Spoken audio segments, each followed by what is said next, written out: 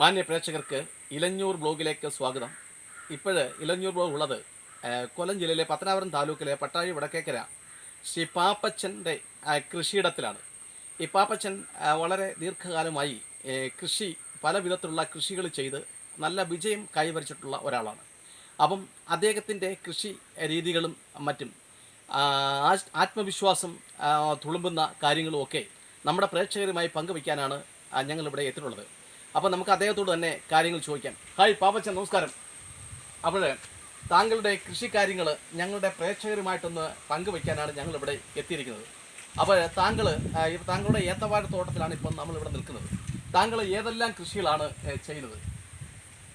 ഏത്തവാഴ ചെയ്യുന്നുണ്ട്, കോവല് ചെയ്യുന്നുണ്ട്, പാവല് ചെയ്യുന്നുണ്ട്, ചേമ്പ് ചെയ്യുന്നുണ്ട്, വെറ്റിലക്കൊടി ചെയ്യുന്നുണ്ട്, ഇഞ്ചി ചെയ്യുന്നുണ്ട്, കുറച്ച് മഞ്ഞളുണ്ട്. അപ്പം വിവിധങ്ങളായ കൃഷികൾ താങ്കൾ ഇവിടെ ചെയ്യുന്നുണ്ട്. അപ്പോൾ ഇപ്പോൾ നമ്മൾ ഈ ഏത്തവാഴ തോട്ടത്തിലാണ് നിൽക്കുന്നത്. അപ്പോൾ അതിനെപ്പറ്റി തന്നെ നമുക്ക് ചോദിക്കാം. ഇവിടെ ഞാൻ വന്നപ്പോഴേ കണ്ട രസകരമായ ഒരു കാഴ്ച എന്ന് വെച്ചാൽ ഓരോ ചുവട്ടിലും 2 ഏത്തവാഴകളാണ് നിൽക്കുന്നത്. ഒരു ചുവട്ടിൽ 2 ഏത്തവാഴയാണ് നിൽക്കുന്നത്. സാധാരണ ഞാൻ പോകുന്നിടത്തെല്ലാം ഒരു മൂട്ടിൽ ഒരു ഏത്തവാഴയാണ് നിൽക്കുന്നത്. അപ്പോൾ എന്താണ് ഈ പുതിയ ഒരു കൃഷി രീതിയെപ്പറ്റി ഞങ്ങളുടെ പ്രേക്ഷകർക്കൊന്ന് വിശദീകരിച്ച് കൊടുക്കാമോ? 2 വാഴകൾ നിൽക്കുന്നു. അപ്പം ഇതെന്താണ് ഈ 2 വാഴകൾ വന്നത്? അതിന്റെ രീതി എന്താണ്? കഴിഞ്ഞ പ്രാവശ്യം വെട്ടിയ കൊലയുടെ വിത്തുകൾ നല്ല വിത്തുകളുണ്ടായിരുന്നു. അത് 2 എണ്ണം വീതം നിർത്തി. അപ്പം ഒന്ന് നഷ്ടപ്പെട്ടു പോയാലും അതിൻ്റെതായ ഒരു ഒടി നല്ല ഒരു കൊല കിട്ടണം. അത് ശരി. അതുകൊണ്ട് താല്പര്യപ്പെടുന്നു. പിന്നെ ഒരു വാഴ ആകുമ്പോൾ 2 വാഴയാകുമ്പോൾ ഇച്ചിരി വളം കൂടെ 200 വളം കൂടെ അധികം ചേർക്കണം. അപ്പോൾ നമുക്ക് നഷ്ടപ്പെട്ടില്ല 2 കൊല കിട്ടും. അപ്പം ഒരു 8 8 16 കിലോ 2 കൊല കിട്ടും. ഒരു കൊലയാണ് 8 കിലോയുടെ ഒരു കൊലയെ കിട്ടത്തുള്ളൂ. അത് ശരി. അപ്പൊ അത് വലിയൊരു അറിവാണ്. കാരണം കഴിഞ്ഞ പ്രാവശ്യം വെച്ച വാഴ, ആ വാഴയുടെ കൊല വെട്ടിയതിനു ശേഷം അതിൽ വിത്തുകളിൽ ആരോഗ്യമുള്ള 2 വിത്തുകൾ അവിടെ നിർത്തിയിരുന്ന ആ വിത്തുകൾക്ക് വളം ചെയ്താണിത്. അപ്പൊ അത് പറയുന്നത് അങ്ങനെ 2 വാഴ വിത്തുകൾ നിർത്തിയിരുന്നാൽ ഏതെങ്കിലും കാരണവശാൽ ഒരു വാഴ വിത്ത് പോയാൽ ആ മൂട്ടിൽ നിന്ന് ഒരു കൊല കിട്ടും. അതല്ല, 2ഉം വളർന്നു വരുവാണെങ്കിൽ 2 കൊല കിട്ടും. മിനിമം 16 കിലോ കൊല വിൽക്കാൻ കിട്ടും.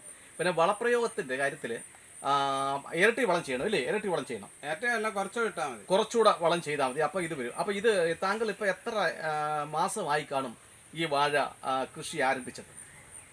ഈ വാഴ ഇപ്പം നിർത്തിയിട്ട് ഇപ്പൊ 5 മാസം തികയുന്നതേ ഉള്ളൂ. അപ്പൊ 5 മാസം തികയുന്നുള്ളെങ്കിൽ ഇപ്പോൾ ഇത് കൊലയായി. ഇതിപ്പോ കൊല വന്നു, കൊലയായി. അപ്പം അപ്പൊ താങ്കളുടെ അനുഭവത്തില് ഒരു ഏത്തവാഴ കൊല തരാൻ 5 മാസം മതി. 5 മാസം മതി. അപ്പൊ ഇത് 5 മാസം കൊണ്ട് കൊല വന്നാൽ അത് എത്ര നാൾ കൊണ്ട് ഈ കൊല നമുക്ക് വിൽക്കാൻ സാധിക്കും, വിളവെടുക്കാൻ സാധിക്കും?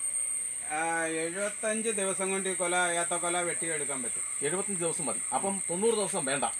അപ്പൊ ഏതാണ്ട് 2.5 മാസം കൊണ്ട് 3 മാസം താഴെ 3 മാസത്തിനുള്ളിൽ തന്നെ ഈ ഏത്തവാഴ വെട്ടിയെടുക്കുക. അതാണ് ഒരു പ്രധാനപ്പെട്ട സംഗതി എന്ന് വെച്ചാൽ. അപ്പൊ താങ്കൾ എന്തൊക്കെയാണ് ഇതിന് വളങ്ങളായിട്ട് ചെയ്യുന്നത്? ഞങ്ങളുടെ പ്രേക്ഷകരുമായിട്ട് നമുക്ക് വെച്ചിട്ട് ഇതിലെ വളം ഫാക്ടംബോസ്, സെറാമിലിടും, ഫാക്ടംബോസ് ഇടും, യൂറിയ ഇടും, പൊട്ടാഷ് ഇടും. അപ്പം ഈ ജൈവവളങ്ങളല്ല, ജൈവവളങ്ങൾ ഇട്ട് കഴിഞ്ഞാൽ 2 കിലോയുടെ കൊലയെ കിട്ടത്തുള്ളൂ. രാസവളം ചെയ്താൽ 8 10 കിലോയുടെ കൊല, 11 15 കിലോയുടെ കൊല കിട്ടും. അപ്പം ഒരു കർഷകനെ സംബന്ധിച്ച് വിൽപ്പന, അതായത് ജീവനോപാധിയായി ഇത് തിരഞ്ഞെടുക്കുമ്പോൾ ജൈവ കൃഷിയേക്കാൾ ഉപരി രാസവള പ്രയോഗം അത്യാവശ്യമാണെന്നാണ് ശ്രീ പാപ്പച്ചൻ നമ്മുടെ പ്രേക്ഷകരോട് പങ്കുവയ്ക്കുന്നത്. ജൈവവളമാവുന്നുണ്ടെങ്കിൽ ഉൽപ്പാദനം കുറയും. അപ്പം അങ്ങനൊരു പ്രശ്നമുണ്ട്.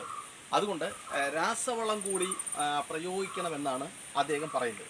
അപ്പം രാസവളം പ്രയോഗിക്കണം, വിൽക്കാനാവുന്നുണ്ടെങ്കിൽ അതിന് പ്രശ്നമില്ല അല്ലേ? വിൽക്കാനാവുന്നുണ്ടെങ്കിൽ അതിന് പ്രശ്നമില്ല. അപ്പോൾ താങ്കൾ ഈ കൊലകളൊക്കെ എവിടെയാണ് ഇത് മാർക്കറ്റ് ചെയ്യുന്നത്? കാരണം നമ്മുടെ പല പ്രേക്ഷകരും പറയാറുള്ള ഒരു കാര്യം, കർഷകർ ഉൽപ്പാദിപ്പിക്കുന്ന ആ കാർഷിക ഉൽപ്പന്നങ്ങൾ ശരിയായ വില കിട്ടുന്നില്ല, അത് വിറ്റഴിക്കാൻ പ്രയാസമാണെന്ന് പറയുന്നു. വിവിധങ്ങളായ ഈ കൃഷികൾ ചെയ്യുന്ന താങ്കൾ ഇതെവിടെയാണ് വിറ്റഴിക്കുന്നത്? എങ്ങനെയാണ് താങ്കൾ ലാഭം ഉണ്ടാക്കാൻ വേണ്ടിയുള്ള പരിശ്രമം ചെയ്യുന്നത്? അത് ഞങ്ങളുടെ പ്രേക്ഷകരോടൊന്ന് പറഞ്ഞു. ഞാൻ ഈ കൊലകൾ മാത്രമേ കടകളിൽ കൊടുക്കാറുള്ളൂ. കടകളിലാണ് കൊടുക്കുന്നത്, ചന്തയിലോ വിപണിയിലോ അല്ല. പിന്നെ ഈ പയറ്, പാവയ്ക്ക, കോവയ്ക്കൊക്കെ ഞാൻ തന്നെ ചില്ലറയൊക്കെ വിറ്റ് വിൽക്കുക ചെയ്യുന്നത്. അത് ശരി. അത് ചില്ലറയായിട്ട് വിൽക്കുക എന്ന് പറയുമ്പോൾ ഡയറക്റ്റ് ആളുകളിൽ എത്തിച്ചു കൊടുക്കുകയാണ്. അപ്പോൾ അത് നല്ലൊരു സംഗതിയാണ്. അപ്പോൾ അതിനുള്ള ആളുകൾ നമ്മളുമായിട്ട് ബന്ധങ്ങളുണ്ടല്ലേ? അത് ശരി. അപ്പോൾ ഇപ്പം ഈ ഏത്തയ്ക്കായ്ക്ക് ഇപ്പം എന്നും നല്ല പ്രിയമുള്ള ഒരു വാഴ ഇനമാണ് ഏത്തവാഴ. അപ്പോൾ ഈ ഏത്തവാഴയ്ക്ക് ഇപ്പോഴ് പച്ചയ്ക്ക് എന്തോ വില വരുന്നുണ്ട് നമ്മുടെ ഈ സീസൺ അല്ലാത്തത് കൊണ്ട് 80 രൂപ 85 രൂപ കിട്ടുന്നുണ്ട്. അപ്പം ഇപ്പോഴേ ഏത്തവാഴയ്ക്ക് നല്ല വിലയാണ്. കാരണം ഇപ്പം സീസണല്ല, കഠിനമായി ഉണക്ക് കഴിഞ്ഞുള്ളൂ. അപ്പോൾ കിലോയ്ക്ക് 80 രൂപയുണ്ട് പച്ചയ്ക്ക് വില. അപ്പം നല്ല ലാഭമാണ്. അപ്പം ഇത് മറ്റൊരു സംഗതി ചോദിക്കട്ടെ, ഇതിൻ്റെ ഈ കൂമ്പ്, ഇത് മൊത്തം ഇപ്പോൾ ഇത്രയും വാഴകളുണ്ട്, ഈ വാഴകളുടെ കൂമ്പ് നിങ്ങൾ വിൽക്കാറുണ്ടോ അതോ മറ്റുള്ളവർക്ക് എങ്ങനെയാണ് കൂമ്പ് നിങ്ങൾ എന്ത് ചെയ്യും? കൂമ്പ് നല്ലൊരു തോരനും ഒക്കെ വെക്കാൻ കൊള്ളാവുന്ന ഒരു പച്ചക്കറിയാണ്. അതെങ്ങനെയാണ് ചെയ്യുന്നത്? കൂമ്പ് ഞങ്ങൾ ഇതിന്റെ ഒടിച്ച് കളയും. പിന്നെ ആരെങ്കിലും അയലത്തെ കർഷകരോ മറ്റ് വഴിയോ പോരുന്നവരോ ഒക്കെ ചോദിക്കുമ്പോൾ പറക്കി കൊടുക്കും. അത് ശരി. അപ്പോൾ കൂമ്പിന് നമ്മൾ വിലയ്ക്ക് കൊടുക്കാറില്ല, അത് സൗജന്യമായിട്ട് മറ്റാർക്കെങ്കിലും കൊടുക്കുകയാണ്. അപ്പോൾ ഇനിയും നമ്മുടെ പ്രേക്ഷകരോട് മറ്റൊരു ചോദ്യം ചോദിച്ചേ.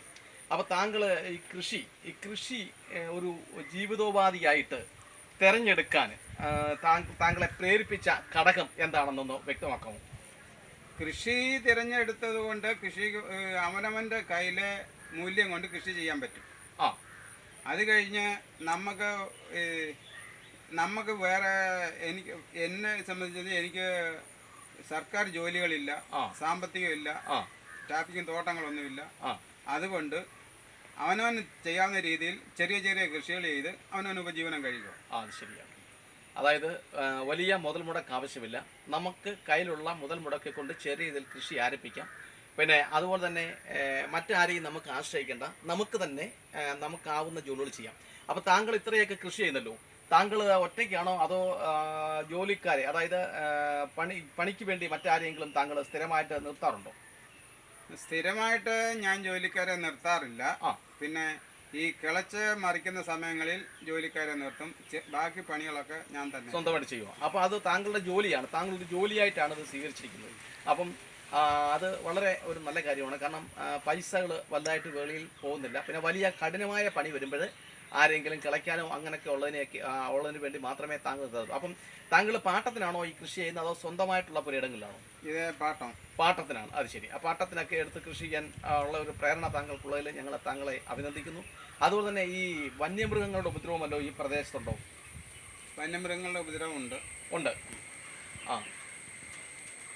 വന്യമൃഗങ്ങളുടെ ഉപദ്രവം. അപ്പോൾ അതിനെ അതിജീവിക്കാൻ താങ്കൾ എന്താ ചെയ്തത്? വന്യമൃഗങ്ങളുടെ ഉപദ്രവത്തിൽ നിന്ന് രക്ഷ നേടാൻ വേണ്ടി താങ്കൾ എന്താണ് ചെയ്യുക? ഞാൻ ചെയ്തിരിക്കുന്നത് വലിയ കണ്ണമുള്ള വല മേടിച്ച് വട്ടം കെട്ടിയിരിക്കുകയാണ്. അപ്പോൾ അതേ മറികടന്നുകൊണ്ട് ഈ വന്യമൃഗങ്ങൾ, പന്നി ഉൾപ്പെടെയുള്ള മൃഗങ്ങൾ വരാറില്ല? പന്നിയൊന്നും ഇപ്പം എൻ്റെ തോട്ടത്തിൽ കയറിയിട്ടില്ല.